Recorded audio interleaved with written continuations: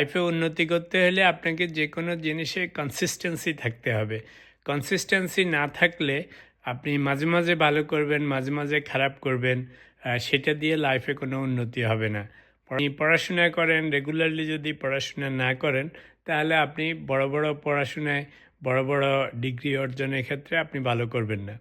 আপনি ব্যবসা-বাণিজ্য করেন, যদি কনসিস্টেন্টলি ভালো কাজ না করেন, হার্ড ওয়ার্ক না করেন, আপনার ব্যবসায় উন্নতি হবে না। আপনি চাকরি-বাকরি করেন, যদি আপনি ফাঁকি-ঝুঁকি দিয়ে করেন, দেখা যাবে যে কাজকর্মে উন্নতি হবে না। In order to B consistent, যেই জিনিসে আপনি ফোকাস করতেছেন, সেই জিনিসটার উপর আপনার একটা কন্ট্রোল আসতে হবে। অর্থাৎ every time if you try, you will have the same result. Exception is there, but in order to get the same result, you have to practice over and over and again so that every time you get the same result, and then only you will be consistent. স্পোর্টসম্যানরা বিশেষ করে ক্রিকেটে দেখতে পাবেন, এটার bright example Sachin টেন্ডুলকাররা বা আরও ভালো ভালো প্লেয়ার যারা, দেখবেন যে অলমোস্ট এভরি ইনিংসে গেলেই ওরা ভালো করে, because they are good player, because they practice a lot.